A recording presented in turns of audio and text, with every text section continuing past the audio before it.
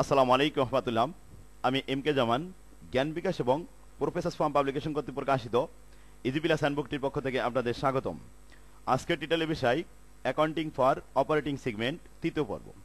বিগত দুইটি ক্লাসে আমরা এই অধ্যায়ের 5টি ফরম্যাট সম্পর্কে বিস্তারিত জেনেছি এবং 1, 2, 3 এই 3টি ফরম্যাটের গাণিতিক সমস্যাগুলো সমাধান করেছি। আজকের ক্লাসে আমরা 4 এবং 5 এই 2টি ফরম্যাটের গাণিতিক সমস্যাগুলো সমাধান করব ইনশাল্লাহ। তাহলে চলুন প্রথমে আমরা 4 নম্বর ফরম্যাটটি দেখে আসি। ফরম্যাট নম্বর 4, এটি হলো MVA, মার্কেট ভ্যালু অ্যাডেড। এই ফরম্যাটে প্রয়োজনীয় তথ্যগুলি প্রশ্নপত্রে সাপ্লাই দেওয়া থাকবে এবং এখান থেকে মাত্র একটি প্রশ্ন করা হবে, find out the market value added. এই অঙ্কটি সমাধান করতে হলে মাত্র 3টি স্টেপের মাধ্যমে করতে হয়। স্টেপ 3টি ধারাবাহিকভাবে লিখতে হবে।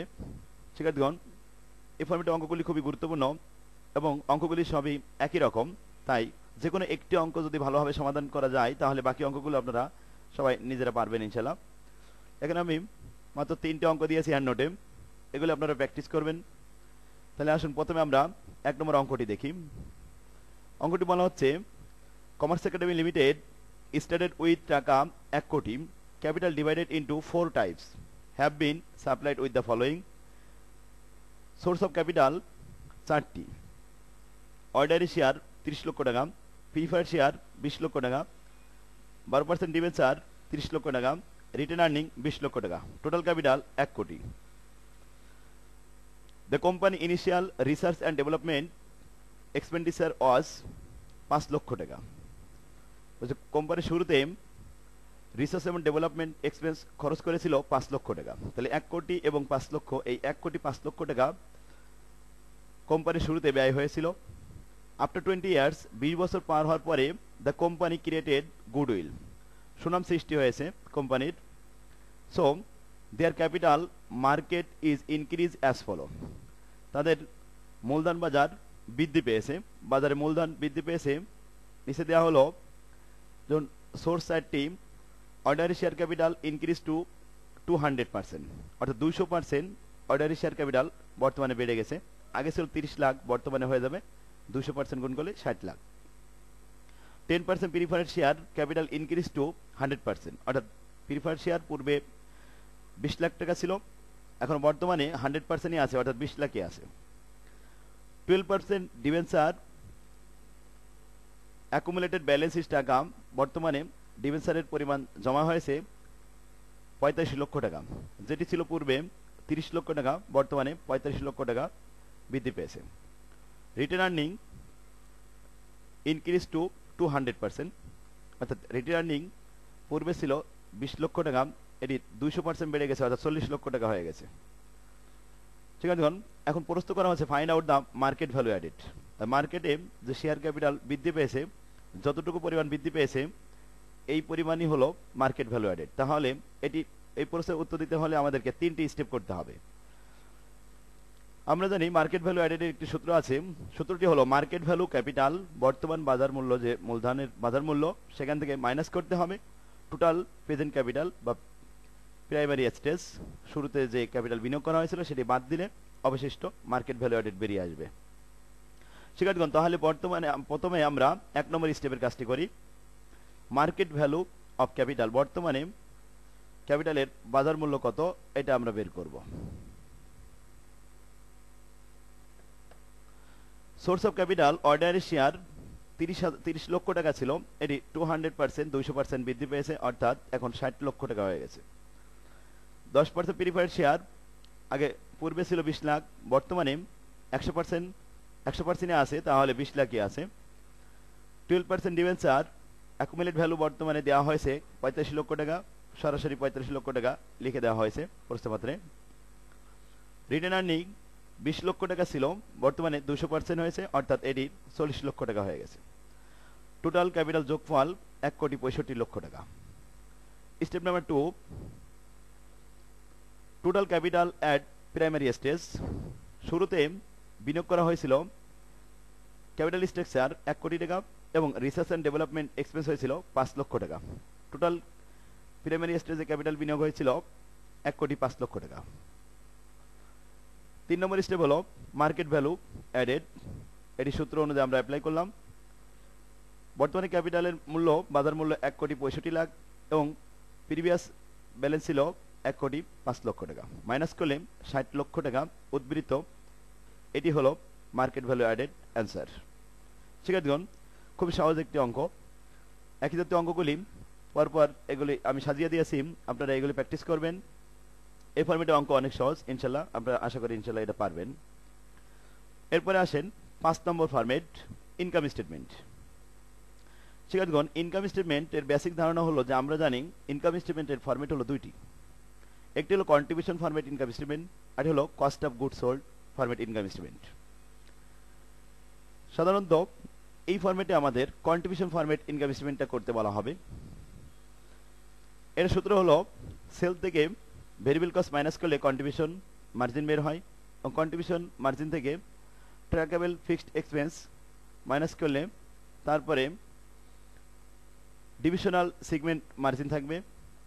এরপরে কমন ফিক্সড এক্সপেন্স মাইনাস করলে নেট অপারেটিং ইনকাম বের হবে বা লস।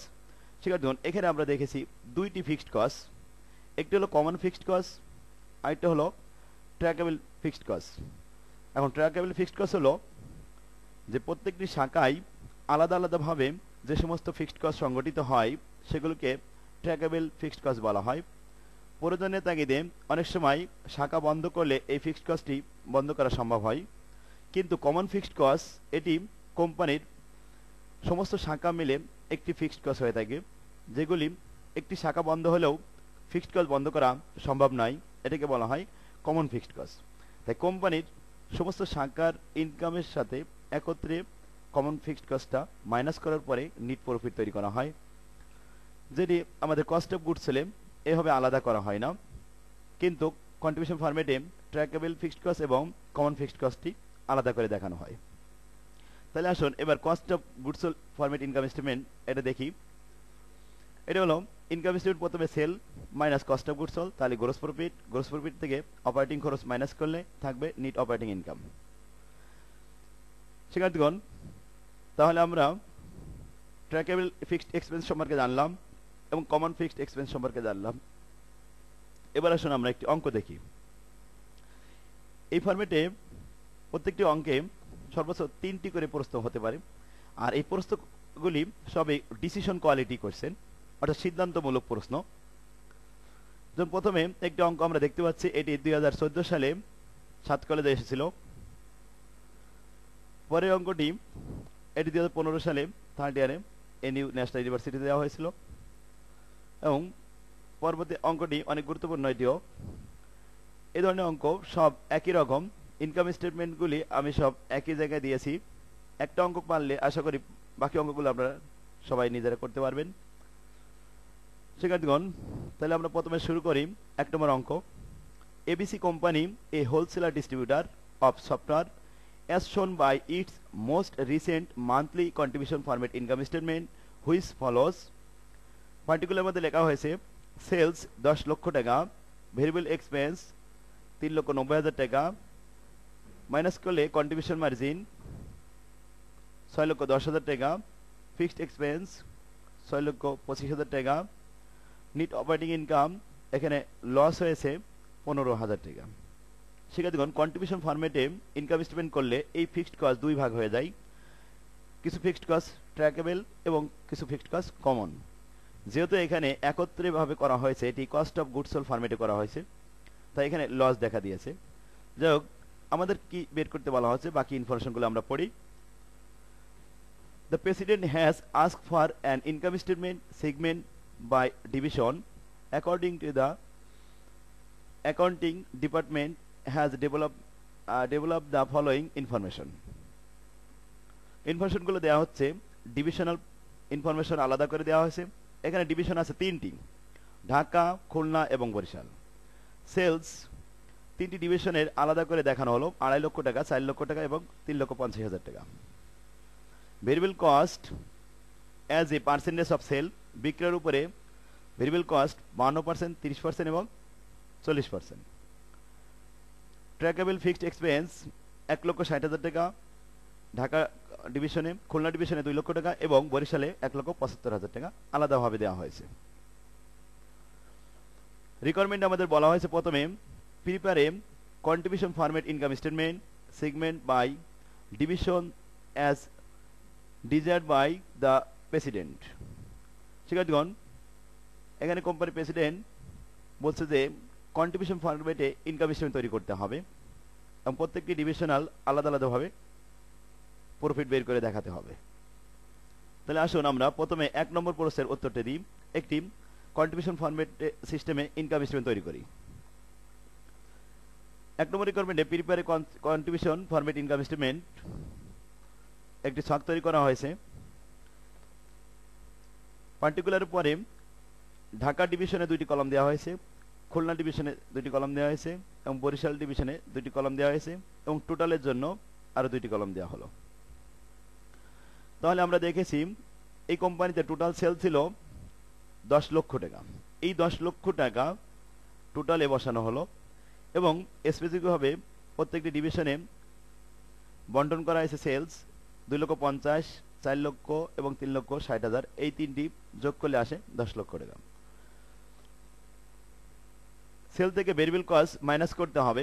ভেরিয়েবল কস্টের পার্সেন্টেজ প্রস্তে দেওয়া হয়েছে 52%, 30% এবং 40%। তাহলে পার্সেন্টেজের ঘরে আমরা 52, 30 এবং 40% বসিয়ে এরপরে ভেরিয়েবল কস্ট বের করা হলো। ভেরিয়েবল কস্ট 52% 2,50,000 উপরে গুণ করলে আসে 1,30,000 টাকা। আর 4 লক্ষ টাকার উপরে 30% করলে 3 4 12 1,20,000 টাকা ভেরিয়েবল কস্ট এবং 3,50,000 এর সাথে 40% গুণ করলে আসে 1,40,000 টাকা। শিক্ষার্থীগণ, এই তিনটি ডিভিশনের ভেরিয়েবল কস্ট যোগ করে একত্রে পেয়েছি আমরা 3,90,000 টাকা। 3,90,000 টাকাকে 10 লক্ষ টাকা সেল দ্বারা ভাগ করে 100 দ্বারা গুণ করলে ভেরিয়েবল কস্ট বের হয় টোটালে 39%। এবার আসেন আমরা মাইনাস করে দিই। সেল থেকে ভেরিয়েবল কস্ট মাইনাস করলে কন্ট্রিবিউশন মার্জিন বের হয়। প্রথমে ঢাকা ডিভিশনে বের হয়েছে 1,20,000 টাকা, খুলনা ডিভিশনে বের হয়েছে 2,80,000 টাকা, বরিশাল ডিভিশনে বের হয়েছে 2,10,000 টাকা এবং টোটালে বের হয়েছে 6,10,000 টাকা। 100% থেকে 39% মাইনাস করলে থাকে 61%। 100% সেল থেকে ভেরিয়েবল কস্ট 40% মাইনাস করলে থাকে অবশিষ্ট 60%। এভাবে আমরা মাইনাস করে 48% পেয়েছি ঢাকা ডিভিশনে। এটা কন্ট্রিবিউশনকে সেল দ্বারা ভাগ করে 100 দ্বারা গুণ করলেও 48% আসবে। এখানে কন্ট্রিবিউশনকে সেল দ্বারা ভাগ করে 100 দ্বারা গুণ করলে 70% আসবে। শিক্ষার্থীগণ, আশা করি কন্ট্রিবিউশন মার্জিনটা বুঝতে পারছেন। এবার আসেন ট্র্যাকেবল ফিক্সড এক্সপেন্সেস। আলাদা আলাদাভাবে ফিক্সড এক্সপেন্স দেওয়া হয়েছে। প্রশ্নপত্রে সাপ্লাই দেওয়া হয়েছে 1,60,000, 2 লক্ষ এবং 1,75,000 তিনটি ডিভিশনে আলাদা আলাদাভাবে বসিয়ে দেওয়া হলো। টোটালে হয়েছে 5,35,000 টাকা। শিক্ষার্থীগণ, তিনটি ডিভিশনের ফিক্সড কস্ট যোগ করে 5,35,000 টাকা হয়েছে। প্রশ্নপত্রে টোটাল ফিক্সড কস্ট দেওয়া হয়েছিল 6,25,000 টাকা, অথচ আমরা তিনটি যোগ করে দেখেছি 5,35,000 টাকা ফিক্সড কস্ট হয়। তাহলে অতিরিক্ত যে ফিক্সড কস্টটি দেখানো হয়েছিল ওই ফিক্সড কস্টকে বলা হবে কমন ফিক্সড কস্ট, যেটি আমরা ওয়ার্কিং এ দেখে আসতে পারি। 1 নম্বর ওয়ার্কিং এ লিখেছি কমন ফিক্সড কস্ট 6,25,000 মাইনাস 5,35,000, তাহলে 90,000 টাকা। এটি কমন ভাবে আমরা ডিভিশনাল সেগমেন্ট মার্জিনের নিচেই কমন ফিক্সড কস্ট দেখেছি 90,000 টাকা। যাই হোক, আমরা ফিক্সড কস্টের পার্সেন্টেজগুলো শিক্ষার্থীগণ প্রত্যেকটি পার্সেন্টেজ সেল দ্বারা ভাগ করে বের করা হয়। অর্থাৎ ফিক্সড কস্ট 1,60,000-কে 2.5 লক্ষ টাকা সেল দ্বারা ভাগ করলে 64% হবে। 2 লক্ষ টাকাকে 4 লক্ষ সেল দ্বারা ভাগ করলে 50% আসবে।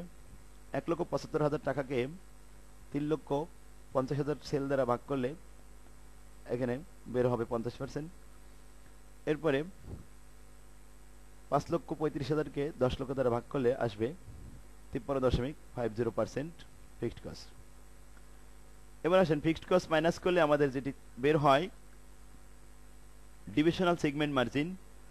প্রথমটি লস হয়েছে 40,000 টাকা, লসের পার্সেন্টেজ করা হয়েছে, লসকে সেল দ্বারা ভাগ করা হয়েছে, 16% লস।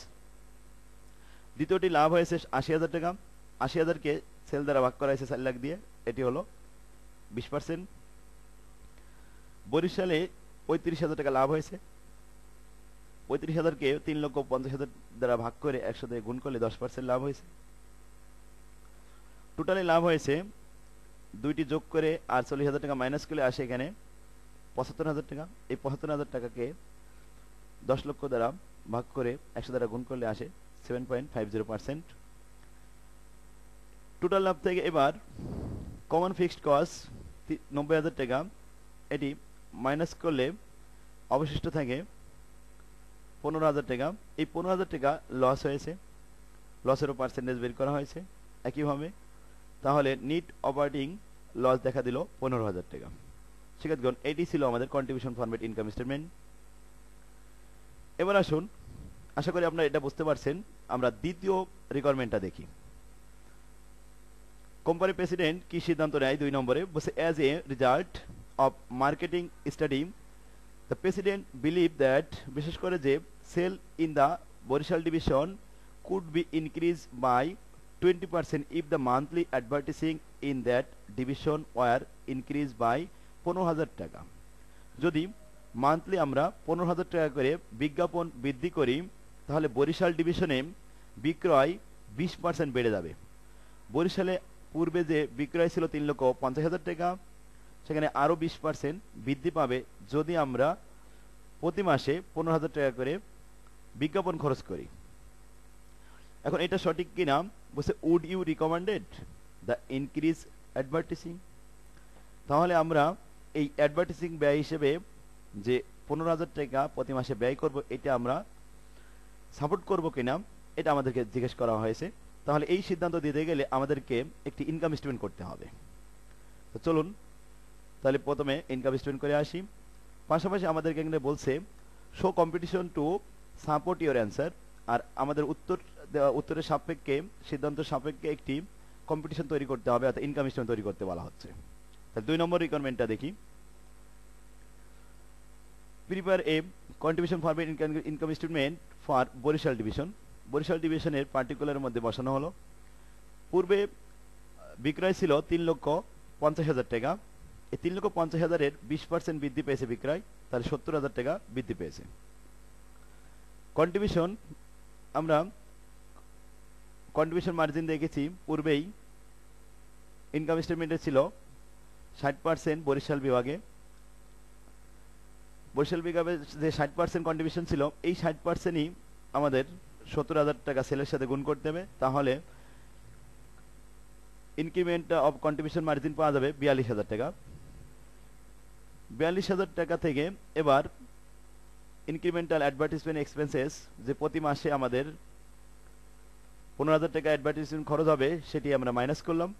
মাইনাস করলে নিট ইনকাম ইনক্রিজ হলো 27,000 টাকা।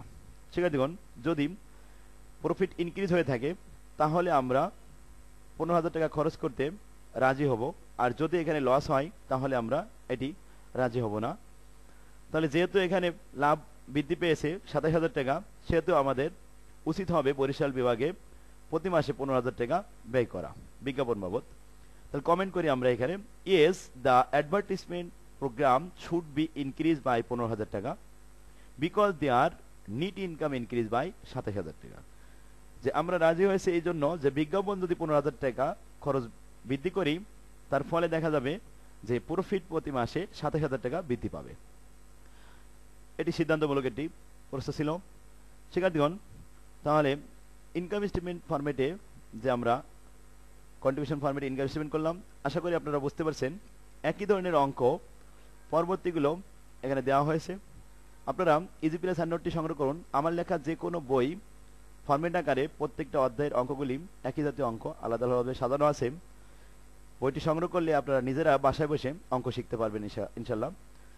তাহলে আজকের ক্লাস আমাদের এখানে শেষ হলো। আগামী ক্লাস দেখার জন্য আপনাদের আহ্বান রইল। আসসালামু আলাইকুম রহমতুল্লাহ।